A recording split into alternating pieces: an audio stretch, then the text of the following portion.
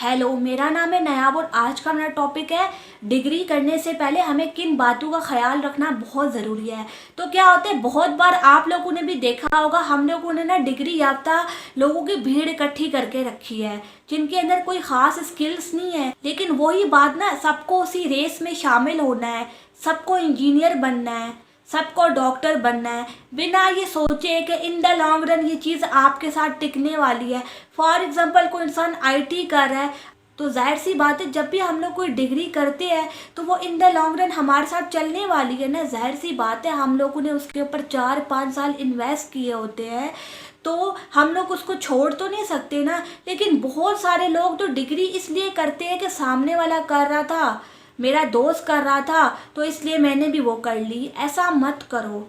Because क्या होता है, आपके 5 साल तो जाते ही है ना, 4-5 साल तो आप लोगों के जाते ही है ना। तो वो काम करो जो आपको अच्छा लगता है। तो क्या होता है, बहुत बार हम लोगों के अपने अंदर से भी ना इंटरेस्ट चीज़ों का आ रहा होता है, तो वो करो ना जो आप करना चाहते हो। किसी के देखा देखी में क्यों इंजीनियरिंग आप कर रहे हो या कोई भी फील्ड क्यों अपना रहे हो, अगर आपको पता है कि आप इसके साथ नहीं चल सकते और ये चीज़ आपको नहीं समझ में आती। क्या होता है, बहुत सारी ऐसी चीज़ें होती है ना, उनको करने में ना हमें बहुत डिफ़िकल्टी का सामना करना पड़ता है। ऐसी बहुत सारी चीज़ें होती है। फॉर एग्जांपल कोई स्टूडेंट है, उसको मैथ्स करने में बहुत प्रॉब्लम्स का सामना करना पड़ता है। तो ऐसी बहुत सारी ऐसी चीज़ें होती है जिनमें ना हमें बहुत स्ट्रगल करनी पड़ती है। तो आपको अपना देखना होता है कि मुझे कौन सी चीज़ अपील कर रही है, मुझे किस चीज़ में मेरा इंटरेस्ट डेवलप हो रहा होता है। ज़रूरी नहीं होता किसी ने जी एक फील्ड अपना ली आपको भी वही करना है। बहुत सारे लोग यही करते हैं, यही गलती करते हैं, दूसरे की देखा देखी में वही काम करने लगते हैं। तो जब भी आप किसी फील्ड को अपनाते हो तो इन द लॉन्ग रन आपको इस फील्ड के साथ चलना भी तो पड़ता है। आखिर कब तक चलोगे, उन लोगों जैसा बन भी गए तो कब तक चल पाओगे। देखो, आपको ना किसी की रेस में शामिल होने की ज़रूरत नहीं है। अगर वो लोग गधे हैं ना, तो उनकी रेस में शामिल होने की ज़रूरत नहीं है। आपको अव्वल आने की ज़रूरत नहीं है।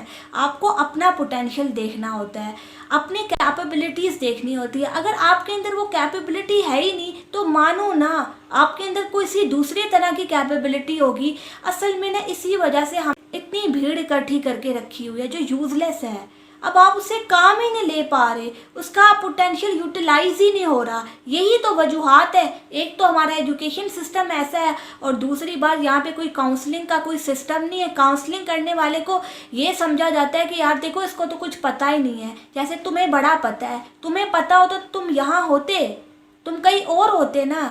लेकिन हम लोगों को ना हंसना आता है बस।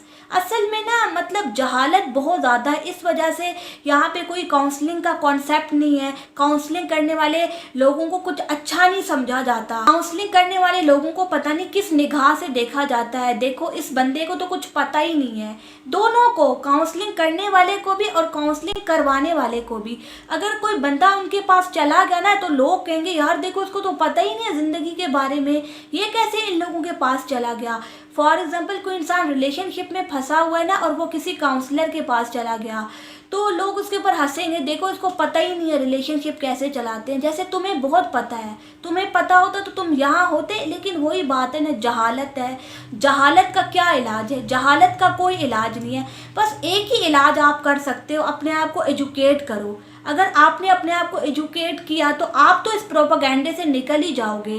किसी के रेस का हिस्सा मत बनो, आप जो हो वही रहो, यही आपके लिए बेहतर होता है।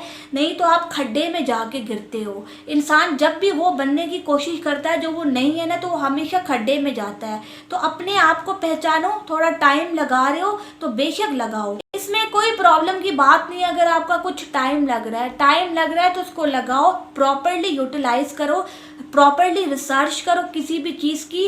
किसी के रेस का हिस्सा ना बनो। आपको ज़रूरी नहीं होता इंजीनियरिंग करनी है, बाकी भी फील्ड्स को एक्सप्लोर करो। आपको पता होगा कि मुझे ये चीज़ अच्छी लगती है। देखो उसके इनकम सोर्सेज क्या बन सकते हैं, ऑनलाइन या ऑफलाइन, दोनों को देखो।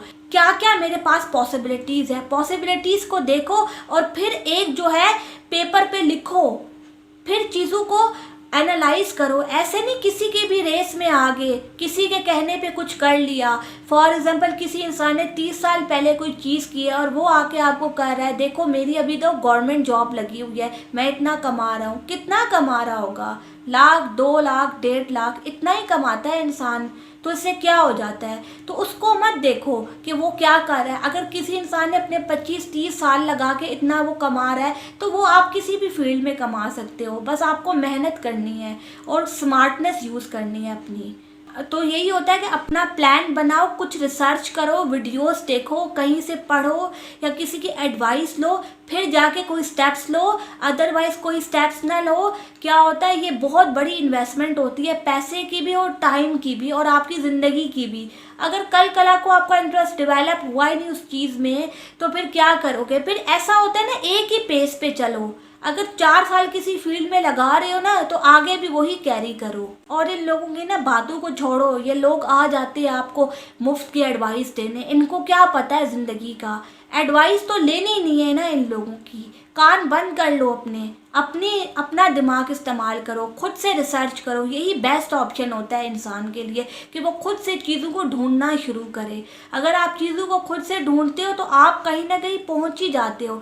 किसी और की एडवाइस मानोगे, किसी और का जैसा बनोगे, कहीं भी नहीं पहुंच पाओगे, क्योंकि ये चीज़ें बहुत एफर्ट्स मांगती है। आप एफर्ट ही नहीं कर पाओगे क्योंकि आपकी वो कैपेबिलिटी नहीं है। तो उस चीज़ों को पहले समझो और उसके हिसाब से फैसला लो। Thank you.